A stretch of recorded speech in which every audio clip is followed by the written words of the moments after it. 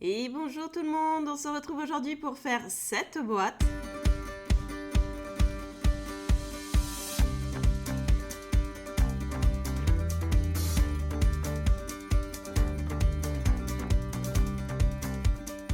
Alors si le cœur vous en dit et que vous souhaitez comme moi cacher vos pires atrocités à l'intérieur ou l'adapter à une occasion particulière, il va falloir très peu de matériel.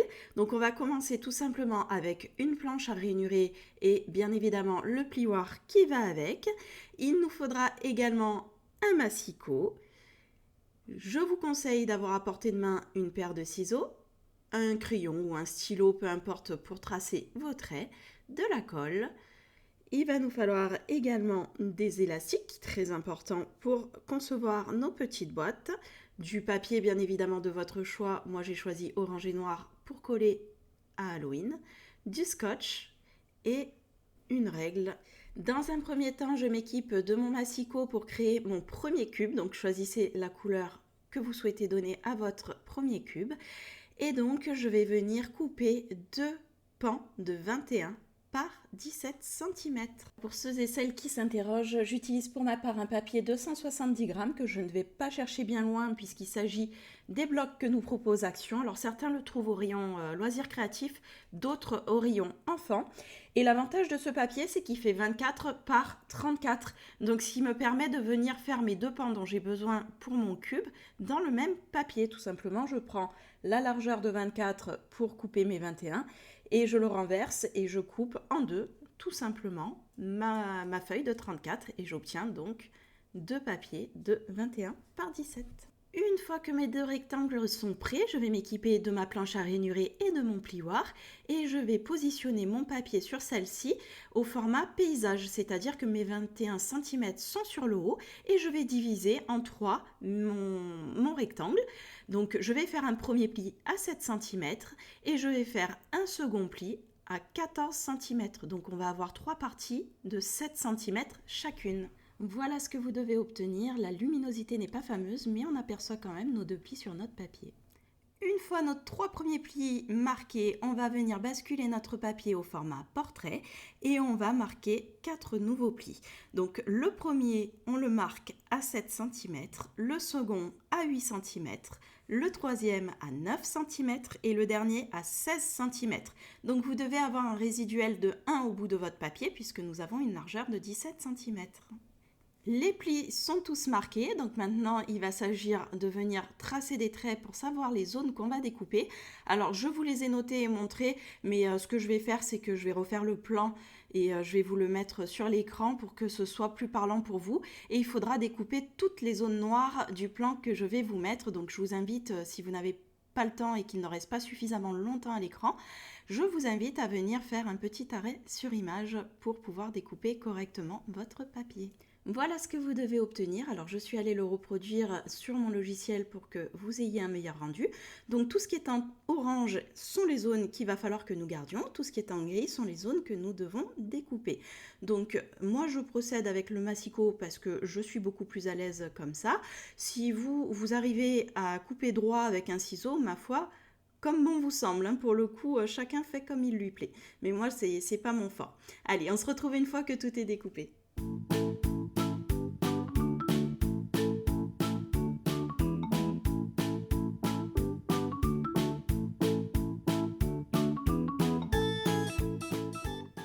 Voilà ce que vous devez obtenir une fois les découpes faites. Et petite subtilité, on va venir faire deux plis supplémentaires que je vous mets ici en rouge, qui va nous permettre de rabattre entre guillemets ce que j'appelle les ailes de notre cube.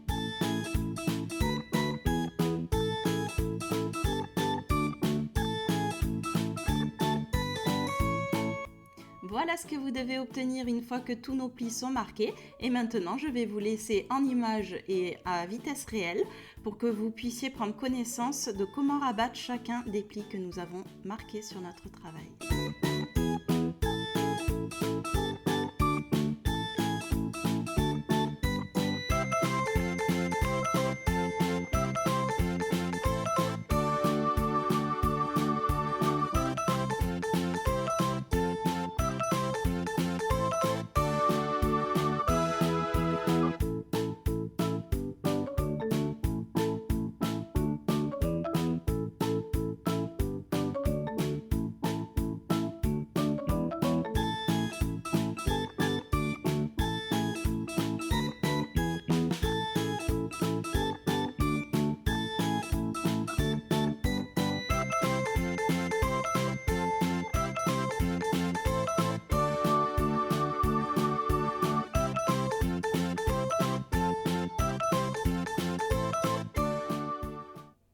Voilà ce que vous devez obtenir une fois que vous aurez répété l'opération sur les deux rectangles de 17 par 21 que nous avions découpés au tout début.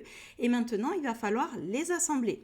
Mais la première des choses à effectuer, c'est là où je vous montre actuellement, venir apposer notre petit élastique. Alors veillez à ce qu'il soit bien solide, parce que moi je les avais pris chez Action à l'époque et c'est vrai que je les avais un peu laissés traîner parce que je savais pas trop quoi en faire et qu'ils ont tous séché simplement. Donc je passe mon élastique dans l'espèce de petite encoche, le petit monticule qu'on a, et je viens apposer sur le dessus de ma languette de la colle. Alors n'ayez pas peur de vous salir les doigts, ça évitera de faire baver la colle partout. Et cette languette, tout simplement je vais venir la coller sur le bas de mon autre découpe. Les images sont plus parlantes que les mots, encore une fois, et je vais bien laisser sécher. Je vérifie, voyez, que je sois bien droite pour que mon cube ait bien une forme de cube, et je vais venir laisser sécher tranquillement l'opération de collage. Une fois que c'est bien sec, je vais pouvoir procéder à la suite des opérations. Je vais tout d'abord sécuriser mon élastique en venant l'étirer et apposer un morceau de scotch, ce qui va permettre de libérer les parois, vous le voyez mieux à l'écran là, sur le côté, puisqu'on va venir tout simplement rabattre nos ailes, mettre de la colle sur nos languettes et rabattre le tout sur le côté où il y a l'élastique. Et je ne veux pas que mon élastique soit encollé avec. Donc je vous laisse regarder ça, ce sera encore une fois bien plus parlant.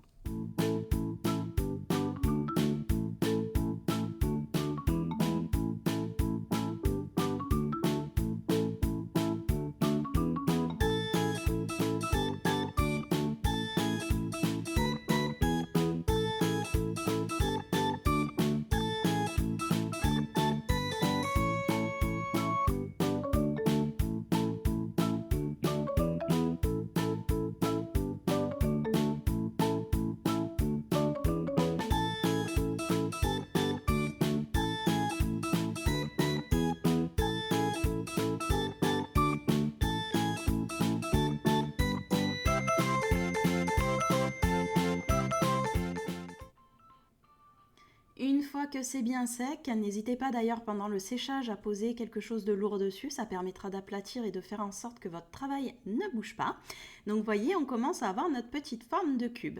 Et on va pouvoir procéder à la suite des événements. Donc je viens retirer le scotch de mon élastique. À ce sujet, si vous avez quelques petits couacs comme je l'ai là, c'est-à-dire du papier qui s'arrache, pas d'inquiétude, ça ne se verra pas, c'est l'intérieur du cube.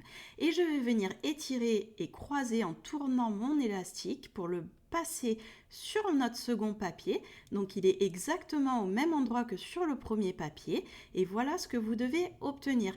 En fait, c'est ce qui va vous faire le mécanisme du cube qui s'ouvre lorsqu'il sera en dehors de son petit tiroir. Et je vais venir rabattre mes petites ailes que je vais poster en dessous de mon élastique, c'est très important pour que le mécanisme fonctionne, et rabattre mes languettes sur lesquelles je vais poser de la colle et rabattre le dessus de mon cube que vous voyez là.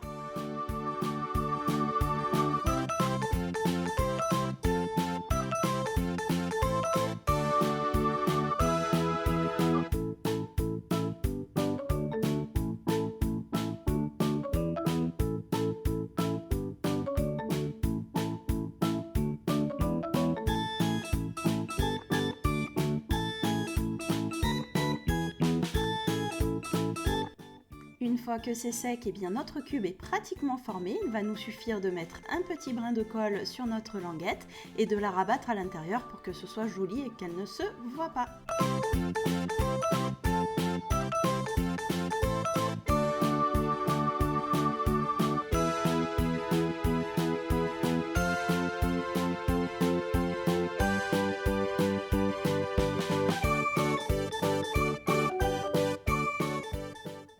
Félicitations, votre petit cube sauteur est à présent terminé. Maintenant, il suffit de venir le décorer selon vos goûts et vos envies, en sachant qu'il fait 7 cm sur 7 cm et de reproduire l'opération depuis le début autant de fois que vous voulez de cubes dans votre tiroir farceur. Et maintenant, on va procéder à la création de notre petite boîte à tiroirs et on va démarrer tout de suite par le tiroir. Pour ce faire, je m'équipe de mon massicot et du papier que j'aurai choisi pour la couleur de mon tiroir et je viens découper un rectangle de 10,5 par 17,5. Une fois mon rectangle créé, je viens m'équiper de ma planche à ranurer et je vais marquer des plis à 1,5 de chaque côté.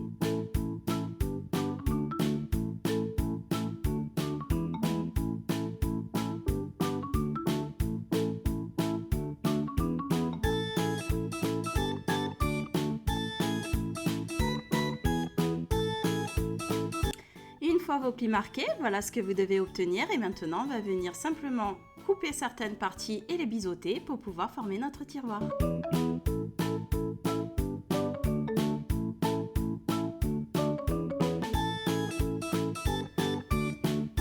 Mes découpages sont faits, maintenant on va marquer chacun de nos plis.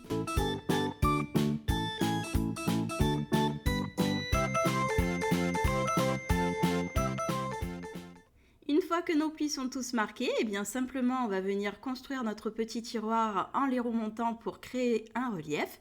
Et tout simplement pour fixer le tout, on va venir encoller nos petites languettes qu'on a au préalable biseautées et les coller sur les parois qui sont juste à côté. Je vous laisse regarder tout ça en images.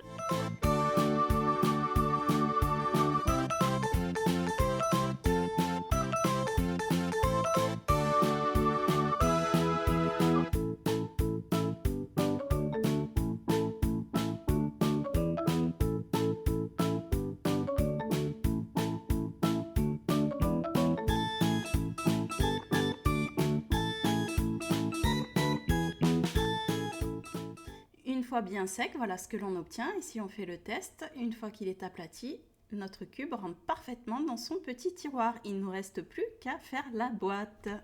Pour créer notre boîte qui renfermera nos cubes et les dissimulera, et bien tout simplement, on va venir choisir le papier de notre choix. Donc moi, je reste dans le noir et on va créer un rectangle de 21,5 sur 20,5. Une fois que notre rectangle est fait, on va venir faire des marquages. Alors cette fois, il n'est pas question de plier pour l'instant.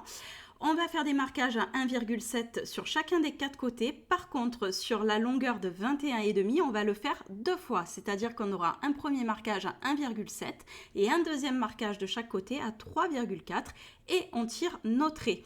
Ensuite, il nous faudra basculer notre rectangle sur la largeur de 20,5 et des traits à 1,7. On décale de 7,7, on fait un trait. De l'autre côté, pareil, on décale de 7,7, on fait un trait. Ça va nous donner un espacement en plein milieu de 1,7 et on retrace nos traits.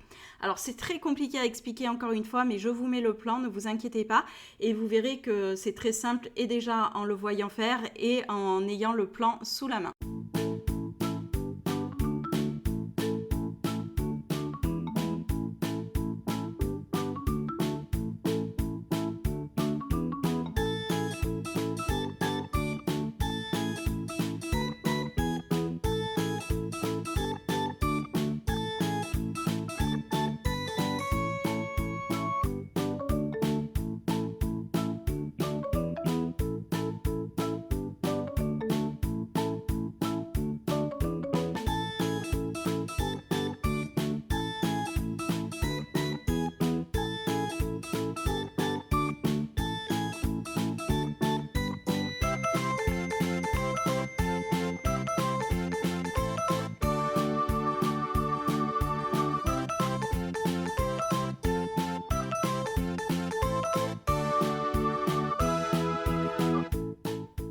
Voilà ce que vous devez obtenir et une fois que c'est fait, eh bien, il va falloir passer au découpage. On se retrouve tout de suite avec un plan tout neuf. Au cours de mes découpes, j'ai finalement changé d'avis et je me suis portée sur un tiroir tout simple. Donc il y a toute une partie finalement que je ne vais pas utiliser et que je vais découper par la suite. Mais par contre, je vous présente les deux patrons distincts. Donc le premier, celui de gauche, est pour ceux qui souhaitent faire une boîte qui se ferme avec une languette, un peu dans le style des jeux de cartes, tout simplement. Et le second, c'est si vous souhaitez faire un simple tiroir, comme je l'ai choisi pour ma part.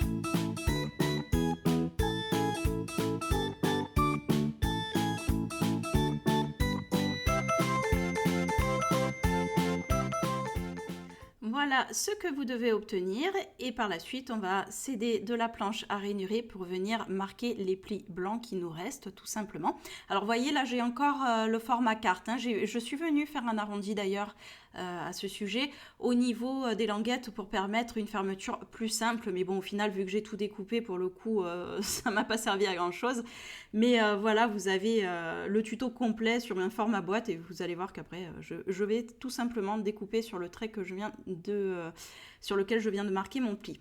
Voilà, donc tous mes traits blancs que vous voyez à l'écran, je vais simplement venir les marquer avec ma planche à rainurer pour que le pliage soit plus simple. J'en profite d'ailleurs pour vous montrer les deux plans une fois les découpes terminées pour que ça vous aide un peu plus.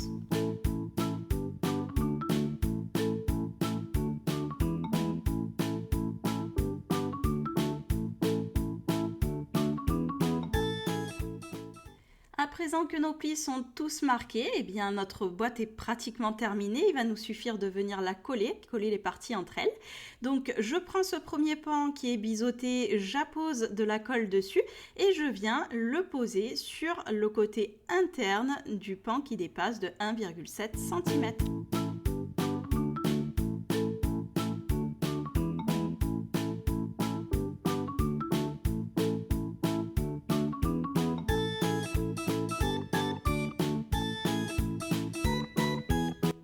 Pour ma part, ce que j'aime bien faire pour être sûr que ça adhère bien vu que c'est à l'intérieur, je passe quelque chose, alors soit une règle, soit là en l'occurrence mon plioir, pour venir appuyer à l'intérieur pour que ma colle adhère bien à ma paroi. Même principe pour cette languette, je viens apposer ma colle sur le dessus et je vais venir la glisser à l'intérieur de ma boîte pour pas que cela se voie. Et je vais venir avec ma règle, puisqu'elle est plus longue, appuyer pour que ma colle adhère bien à ma paroi.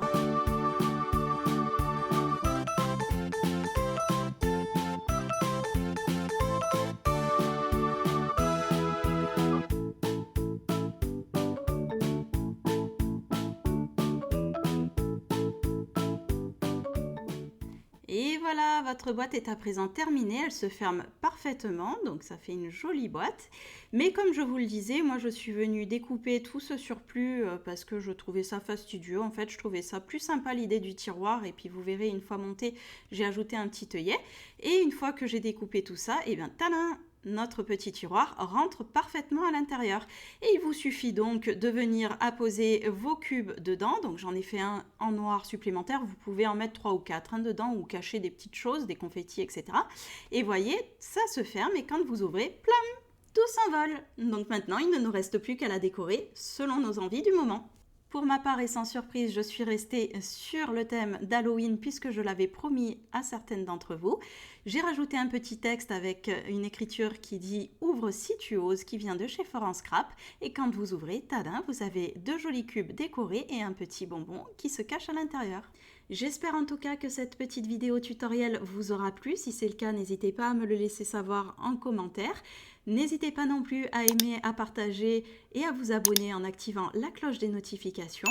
Si vous avez des questions, vous n'hésitez pas, je fais un point d'honneur à vous répondre. Et d'ici une prochaine vidéo, je vous fais de gros bisous. Belle création, bye bye.